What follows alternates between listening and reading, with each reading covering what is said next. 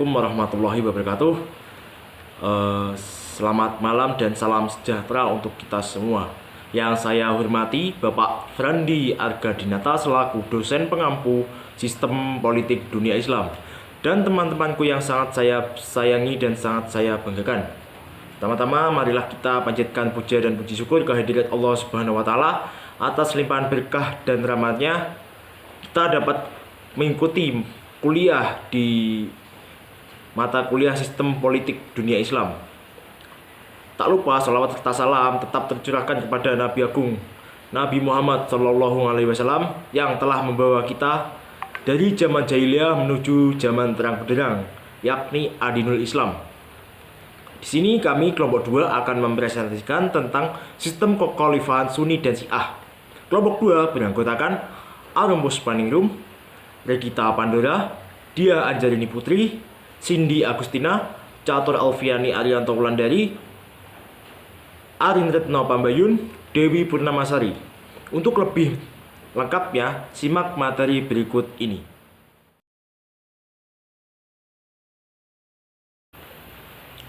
Saya Catur Alfiani akan mempresentasikan mengenai pengertian Sunni. Sunni merupakan nama suatu kelompok muslim pendukung sunnah menurut terminologi syara, al-hadis, ahli kalam, dan ahli politik.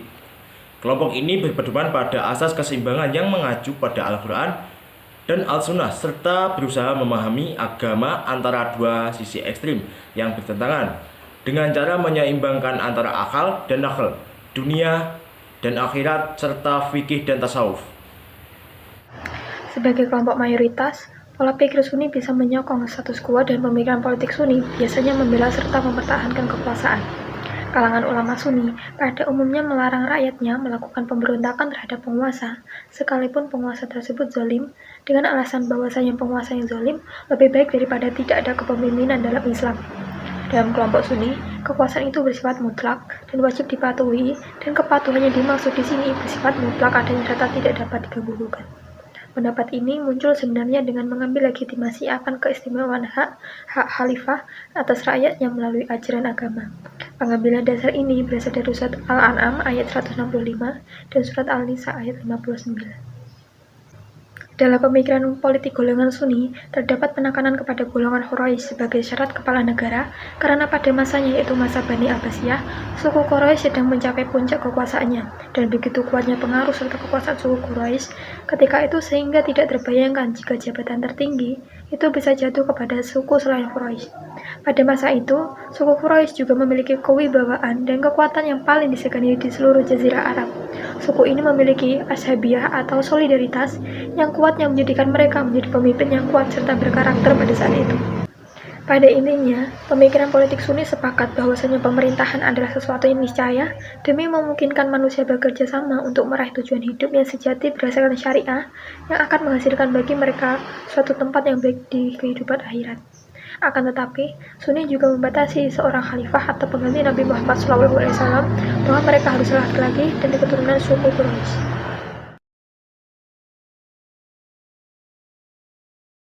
Saya akan melanjutkan materi selanjutnya, yaitu tentang imamah. Imamah adalah isim masdar atau kata benda dari kata amama yang artinya di depan. Sesuatu yang di depan disebut dengan imam.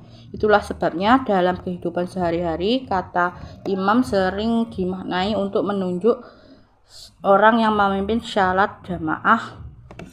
Arti harfiah dari kata tersebut adalah orang yang berdiri di depan untuk menjadi panutan orang-orang yang di belakangnya. Dengan demikian, imam berarti orang yang memimpin orang lain. Namun dalam praktisnya, kata imamah tidak disandarkan pada proses suksesi sebagaimana yang terjadi dalam proses khilafah yang sebetulnya lebih bernuansa sosial.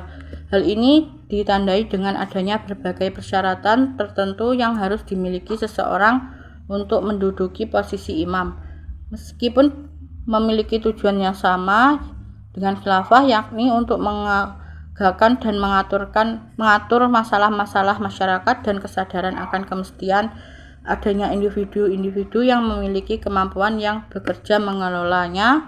Namun konsep imamah adalah konsep yang meyakini bahwa seseorang pemimpin adalah seseorang yang ditunjuk oleh Allah. Tatabai memberikan beberapa argumentasi penting untuk menghadapi kontroversi terhadap doktrin imamah ini. Yang pertama ialah secara logika dapat dipahami bahwa manusia senantiasa berubah dan Rasulullah menyadari hal itu, sementara manusia pun berganti generasi sesuai dengan zamannya masing-masing. Namun proses bimbingan ke arah kebenaran itu tidak dapat berhenti begitu saja selepas wafatnya Rasulullah. Oleh karena itu, untuk mencapai kesempurnaan manusia dalam memahami ajaran-ajaran Allah diperlukan kepemimpinan yang menjalankan tugas ini secara terus-menerus. Kedua, orang yang menduduki posisi imam dan menjalankan fungsi imamah ini memerlukan syarat masyum atau terpelihara dari kesalahan. Maka dengan argumentasi ini, seseorang imam adalah orang yang berasal dari kalangan Ahlul Bait yang ditunjuk oleh Rasulullah secara langsung. Ahlul Bait merupakan kelompok yang memperoleh derajat masyum. Ini dapat dipahami bahwa konsep imamah lebih bernuansa teologis murni dan doktrinal. Meskipun dalam praktiknya seseorang imam juga merupakan penguasa tertinggi pemerintah formal dalam negara yang mengadopsi pola kepemimpinan ini. Materi selanjutnya akan dilanjutkan oleh Mbak Manura. Khilafah. Konsep pertama mengenai kepemimpinan Islam dalam khilafah. Secara harfiah, khilafah berarti pengganti atau suksesi. Maksudnya adalah penggantian kepemimpinan selepas Nabi Shallallahu Alaihi Wasallam, bukan dalam kedudukannya sebagai nabi, namun sebagai pemimpin umat. Orang memegang jabatan khilafah disebut dengan khalifah. Namun demikian, kata khalifah kemudian lebih populer diartikan sebagai kepala negara dalam Islam sepeninggal Nabi Muhammad SAW. Namun jika merujuk kepada konteks kebahasaan aslinya, khalifah yang dimaksud dalam surah Al-Baqarah ayat 30 adalah wakil Allah di bumi. Tentu saja hal ini memiliki makna yang berbeda. Terlebih jika khalifah dimaknai sebagai pengganti Allah. Manusia sebagai wakil Allah dapat dipahami sebagai salah satu perangkat untuk mengelola bumi. Menurut Muhammad Baqir Al-Asadr, kepercayaan Allah kepada manusia dengan kekhalifahan di bumi disebabkan kedudukan manusia sebagai makhluk yang unik di antara unsur-unsur lain di alam semesta yang berperan sebagai wakil Allah di bumi. Berkaitan dengan tren politik kenegaraan, Zainal Abidin mengungkapkan kembali gagasan Al-Farabi dalam Al-Madinah Al-Fadilah, negara utama, tentang beberapa syarat penting kepemimpinan dalam konteks khalifah. Antara lain, 1. Sempurna anggota badannya, 2. Memiliki pengertian yang besar, 3. Memiliki tanggapan yang baik, 4. Memiliki ingatan yang sempurna, 5. Cakap dan bijak dalam berbicara, 6. Mencintai ilmu dan pengetahuan, 7. Tidak hidup mewah dan berfoya-foya, 8. Tidak serakah dan menuruti hawa nafsu, 9. Mencintai kebenaran dan membenci kebohongan, 10. Mencintai keadilan dan membenci kezaliman, 11. Sanggup menegakkan keadilan dan memiliki penghidupan yang layak. Konsep khalifah dalam konteks ini sesungguhnya telah mengalami reduksi dan pengertian yang tertuang dalam surat Al-Baqarah ayat 30. Sebab pada kenyataannya, manusia umum itulah yang dipercayai Allah untuk menjalankan amanah penjagaan bumi. Namun demikian, pendekatan pemahaman khalifah dalam politik kenegaraan bukan seperti penyempitan makna, melainkan lebih merupakan salah satu metodologi operasional dalam tugas dalam mengemban amanah itu.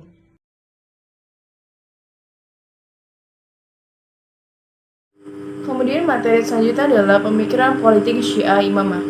Dalam pemikiran politik Syiah Imamah ini adalah konsep yang meyakini bahwa seseorang pemimpin adalah seseorang yang ditunjuk oleh Allah.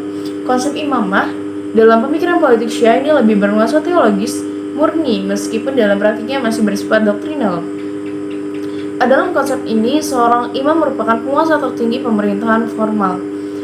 Imamah adalah salah satu golongan dalam aliran Syiah yang menyatakan iman mereka kepada para imam yang 12 yang dianggap suci dan maksum yang menurut mereka dipilih langsung oleh Rasulullah SAW, sehingga mereka mengimani keberadaan imam yang 12 ini dan menjadikan hal tersebut sebagai bagian dari rukun imam.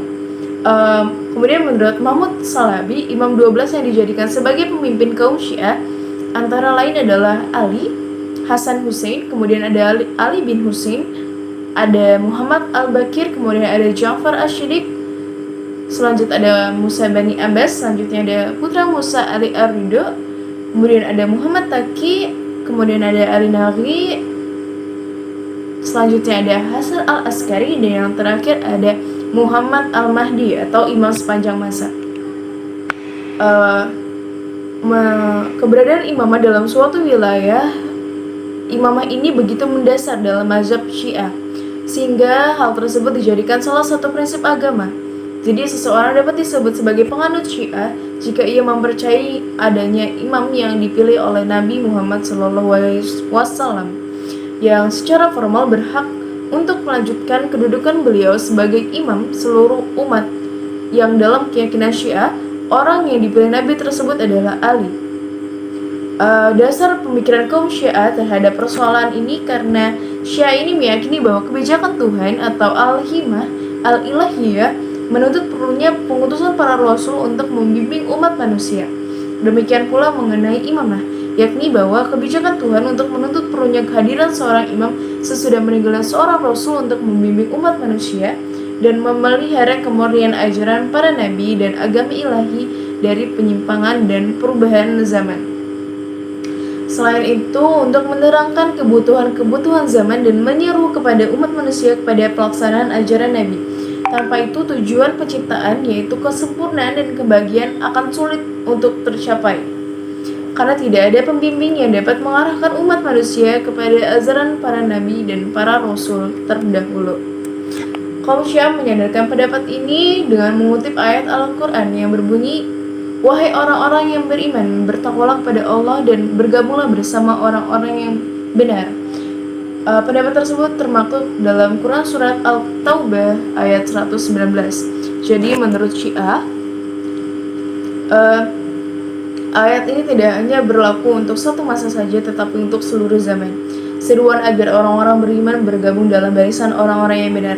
Al-Syadiqin, pertandanya adanya imam maksum yang harus diikuti pada setiap zaman, sebagaimana disebutkan dalam banyak mufasir kaum Syiah terhadap makna ayat ini. Di sini saya akan menjelaskan materi berikutnya, yaitu mengenai Syiah Ismailiyah. Syiah Ismailiyah merupakan sektor terbesar kedua dalam Syiah dan hanya mengakui 7 imam, yaitu Ali bin Abi Thalib, Hasan bin Ali, Husain bin Ali, Ali Zainal Abidin Muhammad Al-Baqir Ja'far Al-Shadiq Ismail ibni Ja'far, menisbatkan kepada Imam Ismail. Inilah mereka dinamakan Ismailiyah. Para pengikut Syiah ini berpendapat bahwa sesudah Imam Ja'far As-Shadiq, imam ke-6 dalam Syiah jatuh kepada putra sulung yang bernama Ismail. Sebagaimana aliran Syiah lainnya, Syiah Ismailiyah meyakini bahwa agama itu memiliki aspek estetis dan eksoteris dalam kurung ajaran yang secara eksklusif dimengerti kelompok tertentu sesuai dengan keyakinan ini.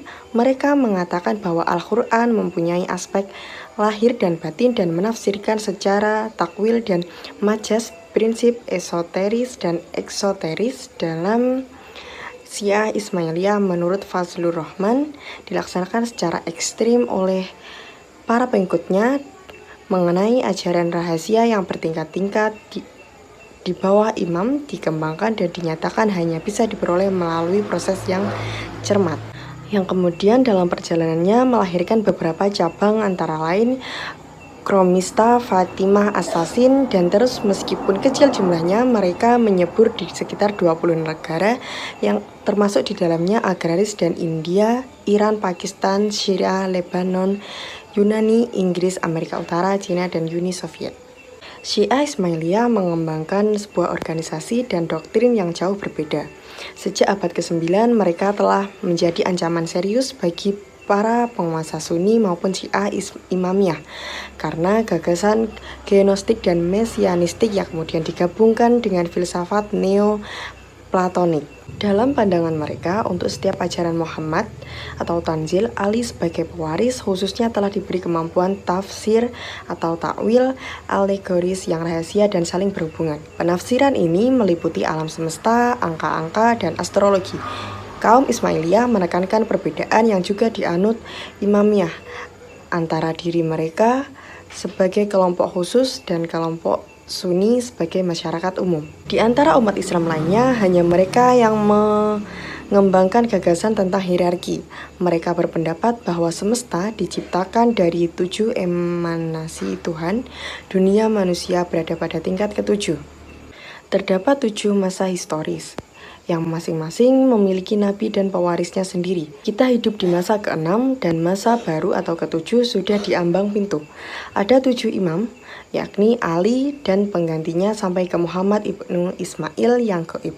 Sebagai wakil Nabi Muhammad, kedudukan sang imam lebih tinggi daripada imam versi Syiah Imamiyah. Sosoknya merupakan poros wahyu ilahi. Demi keselamatan, perlu untuk mengenali bagi orang yang dianugerahi kemampuan untuk mengenali sang imam sejati, yang untuk saat ini berarti imam ke-7 yang bersembunyi. Hierarki metafisik ini berhubungan erat dengan hierarki politik aktual. Pengetahuan mengenai ajaran rahasia hanya dipercayakan kepada sedikit orang yang terpilih. Karena itu, elemen-elemen komunitas rahasia didasarkan atas pemahaman mengenai tatanan dunia paling mutakhir.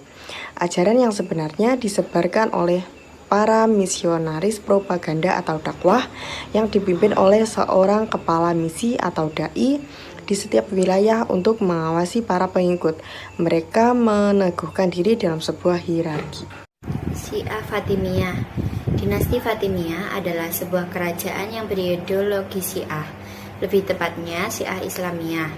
Pada tahun 909 Masehi, di Tunisia, seorang yang bernama Said bin Husain yang memiliki lakop Ubaidullah Al-Mahdi Billah memproklamirkan diri sebagai khalifah dinasti Fatimiyah.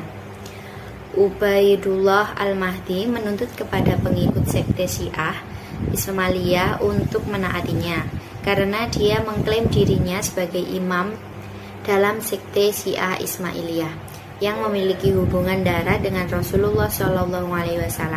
Dari jalur putri beliau bernama Fatimah binti Rasulullah SAW.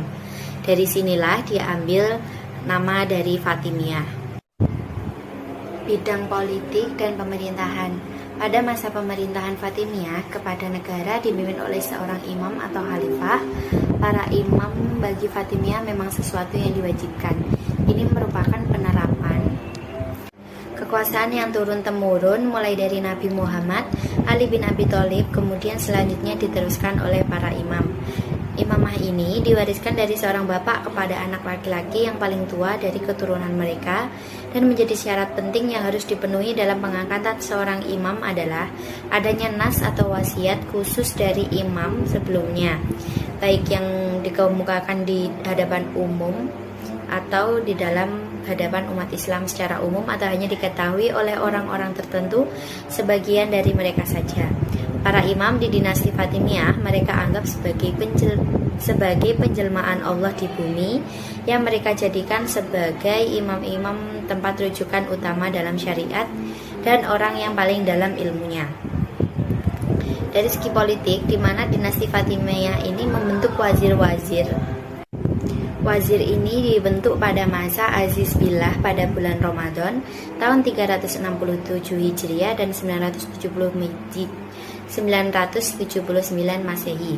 Daulat Fatimiyah juga membentuk dewan-dewan dalam pemerintahannya, diantaranya Dewan Majelis, Dewan Nazar, Dewan Tahqiq, Dewan Barid, Dewan Tartib, Dewan Khoroj, Pajak, dan lain-lainnya. Bentuk pemerintahan pada masa Fatimiyah merupakan suatu bentuk pemerintahan yang dianggap sebagai pola baru dalam sejarah Mesir. Dalam pelaksanaannya, khalifah adalah kepala yang bersifat temporal dan spiritual. Pengangkatan dan pemecatan penjabat tinggi berada di bawah kontrol kekuasaan khalifah. Menteri-menteri wazir. Kekhalifahan dibagi dalam dua kelompok, yaitu kelompok militer dan sipil, yang dibidangi oleh kelompok militer diantaranya yaitu urusan tentara, perang, pengawal rumah tangga, khalifah, dan semua permasalahan yang menyangkut tentang keamanan. Sekian presentasi dari kelompok kami. Bila ada kurang lebihnya kami mohon maaf. Wallahul muwaffiq ila aqwamit thoriq. Assalamualaikum warahmatullahi wabarakatuh.